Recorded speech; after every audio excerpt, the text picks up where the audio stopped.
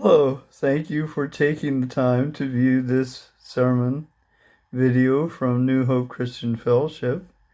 It is the sermon for July 25 of 2021, and we find ourselves in the 20th chapter of Exodus in the midst of a section entitled Rules for Animals. We begin with the first paragraph, which talks about the responsibility of the owner of a bull.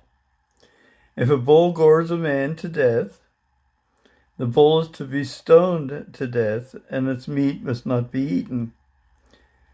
In other words, it's dedicated to God, and it's executed without the owner getting any use or compensation for it. But the owner of the bull will not be held responsible. We find the law quite reasonable in not holding the owner of an animal liable for the predations of the animal if he's done nothing to bring that about. Continuing on, verse 29, if, however, the bull has had the habit of goring, and the owner has been warned but has not kept it penned up, and it kills a man or a woman, the bull is to be stoned, and its owner is also put to death. However, if payment is demanded, the owner may redeem his life by the payment of whatever is demanded.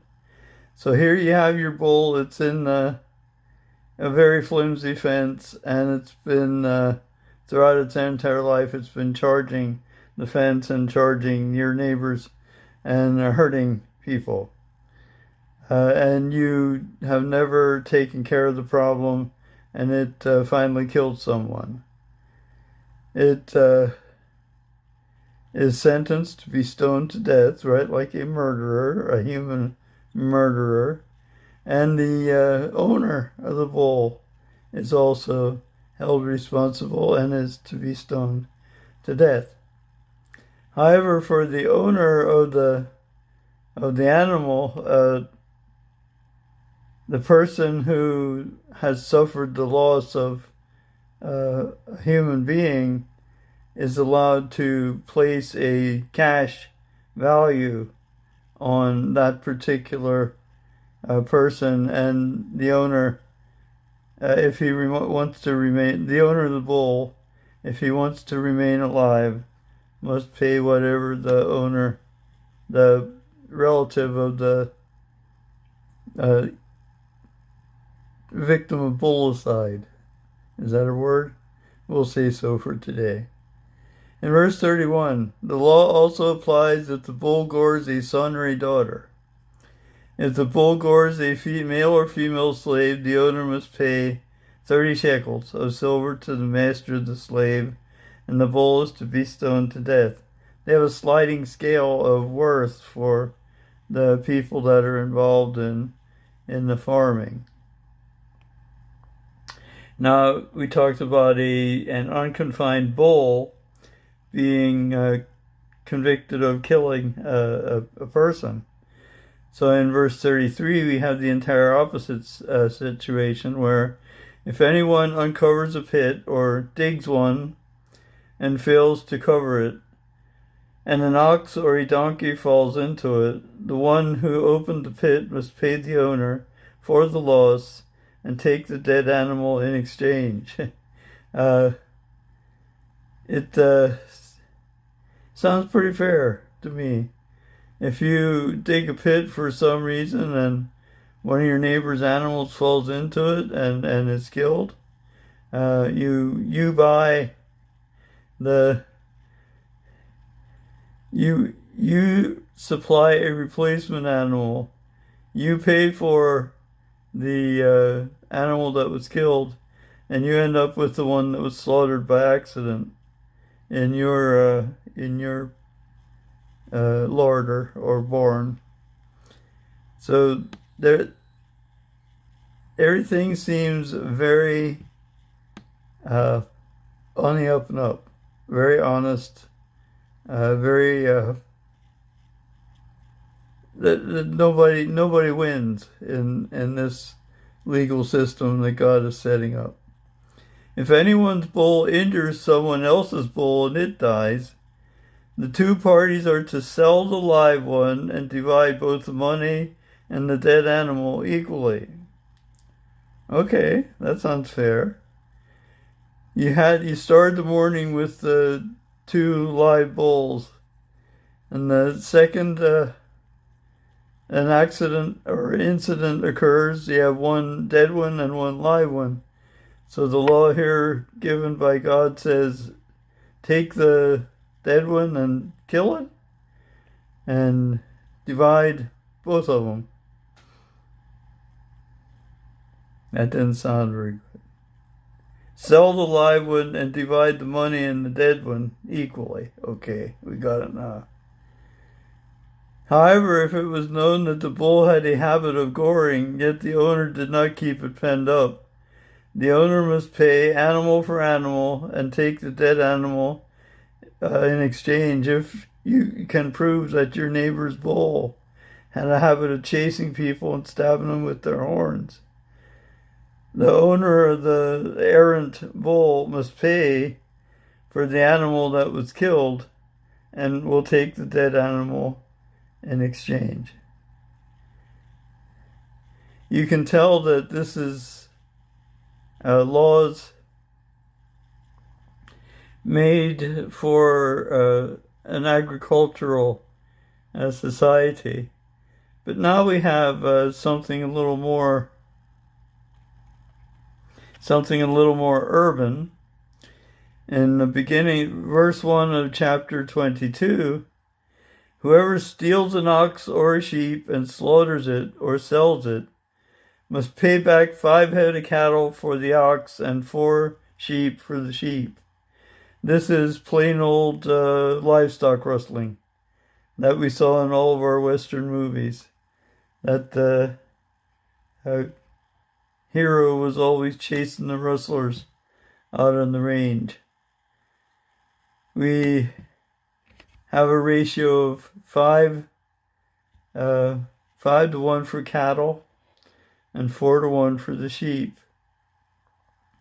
That covers livestock rustling. If a thief is caught breaking in at night and has struck a fatal blow, the defender is not guilty of bloodshed. But if it happens after sunrise, the defender is guilty of bloodshed. This is very much like a modern stand your ground law. If you catch somebody at nighttime in your house trying to find something to steal, in this code of laws that God is raising right here, if you hit someone who's broken into your house, you're not guilty of shedding his blood. But quite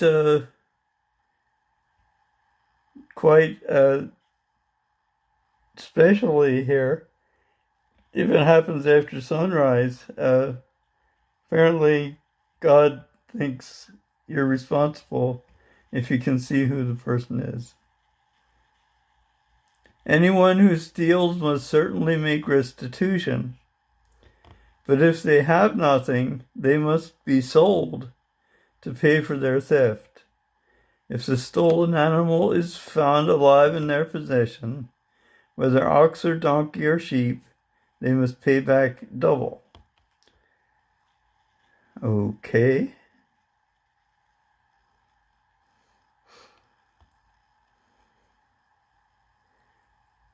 So again, with cattle rustling, we have a multiple replacement factor.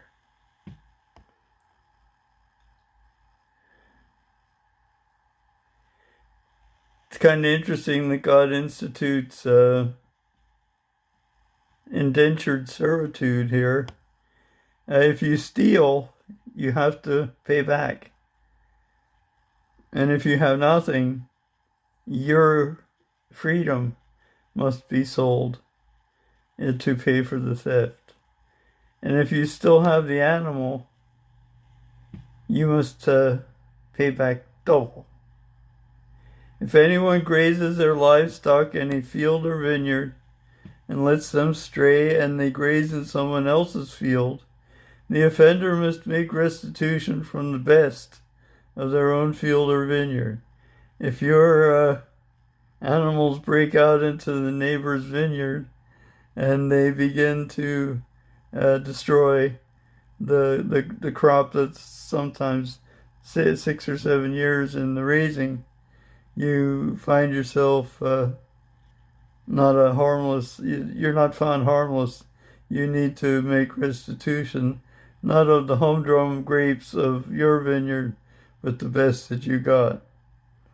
If a fire breaks out and spreads onto the thorn bushes, so that it burns the shocks of grain or standing grain or the whole field, the one who started the fire must make restitution.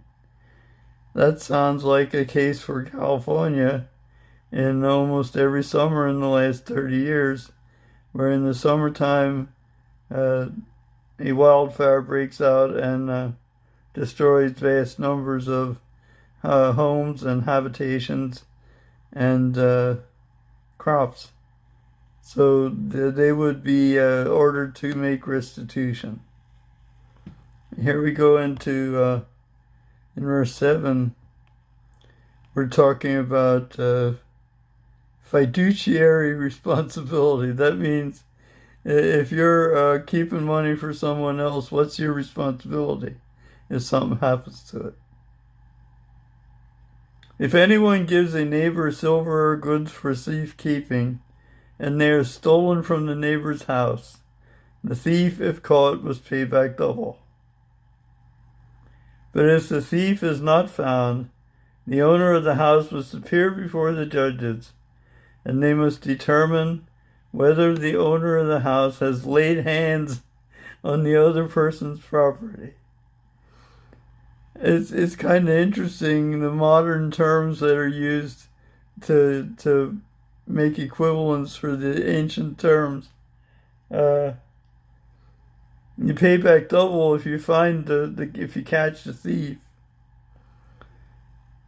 and if the thief is not found, you're before the dock in court to determine whether you were fiduciarily responsible for the other person's money that was in your strongbox, whether you, quote, laid hands on it. In all cases of illegal possession of an ox, a donkey, a sheep, a garment, or any other lost property, about which someone says, "This is mine," both parties are to bring their cases before the judges. The one whom the judges declare guilty must pay back double to the other. See, they have a clause where if you're found guilty, you lose double of what you lost when the burglary took place. It's a very, very balanced legal system, and I read once where the true measure of a legal system is whether anybody leaves court thinking they won.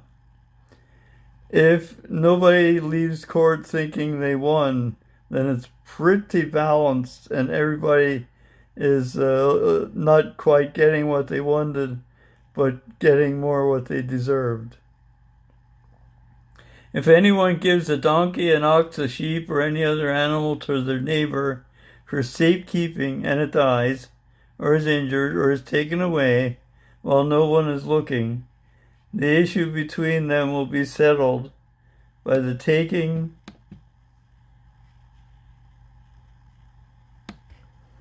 of an oath before the Lord that the neighbor did not lay hands on the other person's property. The owner is to accept this and no restitution is required. If no one's looking and somebody takes it, you have no idea where it went. So all it's required I declare that I don't know where that animal went. The truth, the whole truth, and nothing but the truth. I do not know where it went. So the oath is all that's, I find this interesting, that the oath is all that's required, and there's no recourse that's mentioned in the court system.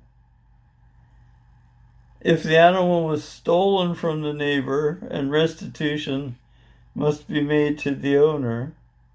Nope. If the animal was stolen from the neighbor, restitution must be made to the owner. Okay. The first one that we just read, if it's injured or taken away. The verse 12 is if it's stolen.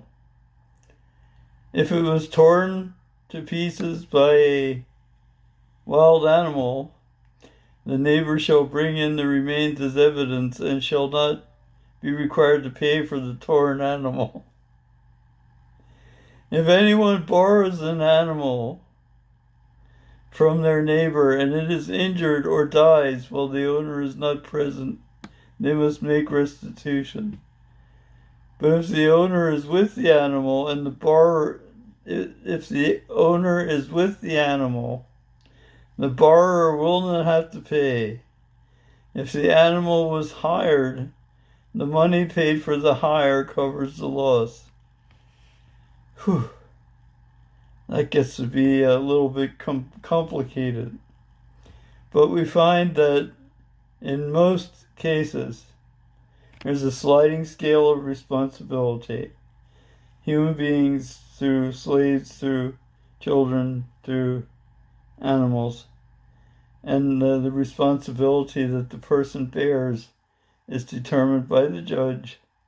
And the judge determines whether it's a single restitution, double restitution, or a multiple restitution, up to 5. Now here we are in chapter 22, verse 16.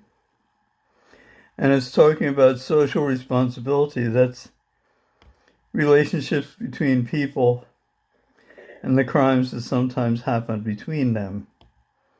Verse 16 says, if a man seduces a virgin who is not pledged to be married and sleeps with her, he must pay the bride price and she shall be his wife. In other words, God's saying, okay, you chose her, you've got her. It's very similar to the actual arranged marriage. If her father absolutely refuses to give her to him, he must still pay the bride price for the virgin. The bride price is the negotiated value placed upon the marriageability of a woman of a certain age. Do not allow a sorceress to live. How's that? The section beginning with chapter 22, verse 19, talks about the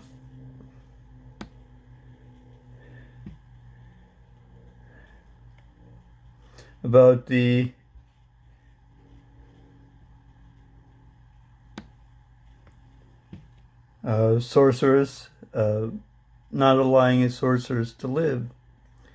It then moves over in verse 19 to anyone who has bestiality in their heart and has relationships with an animal is to be put to death.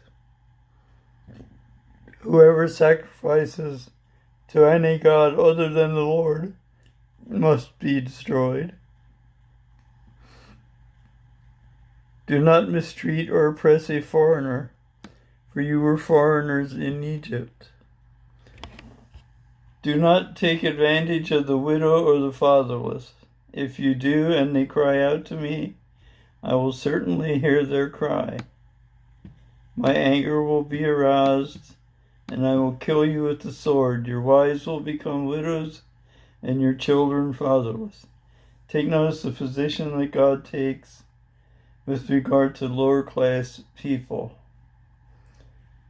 In their categories, the widows and the fatherless were as low as you could go financially, simply because when a father of a family would pass away, the entirety of the estate went to the older son. He's talking about the widow, meaning the wife of the man who has passed away. And he's also talking about the fatherless, the second, third, fourth, fifth, however many sons that the man would have who would get absolutely nothing. It says, do not take advantage of the widow or the fatherless.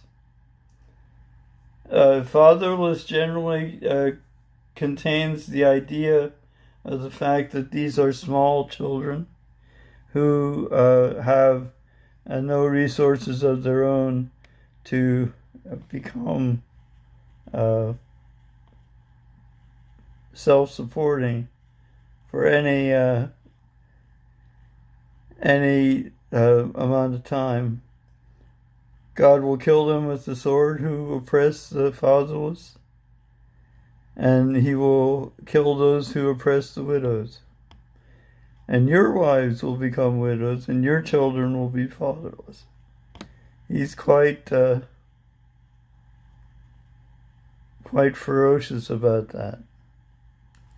If you lend money to one of my people among you who is needy, do not treat it like a business deal. Charge no interest. If you take your neighbor's cloak as a pledge, return it by sunset, because that cloak is the only covering your neighbor has. I've known a lot of people whose common practices with lending money to relatives have been along these lines. They decided many years ago, when families were young and people were indigent, that it was better to help their brothers and sisters who had nothing by giving them the money that they required, rather than to take a loan and slip it in between people. And there is nothing more that will kill family spirit and kill Thanksgiving dinners and Christmas parties than knowing that Brother A owes Brother B $15,000 that he's never paid back over the last 20 years.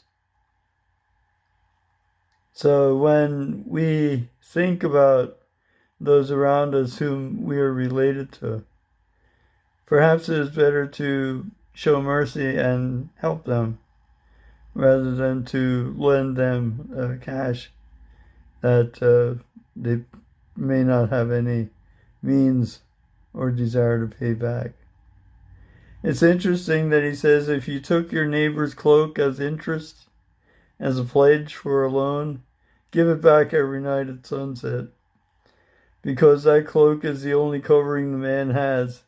What else can you do? What else can they sleep in? When they cry out to me, I will hear, for I am compassionate. Okay, this is a general section of general rules. Do not blaspheme God or curse the ruler of your people. A blasphemy is a curse word which denigrates God and his divinity, which a lot of people will use today. He adds here, do not curse the king and the ruler of your people.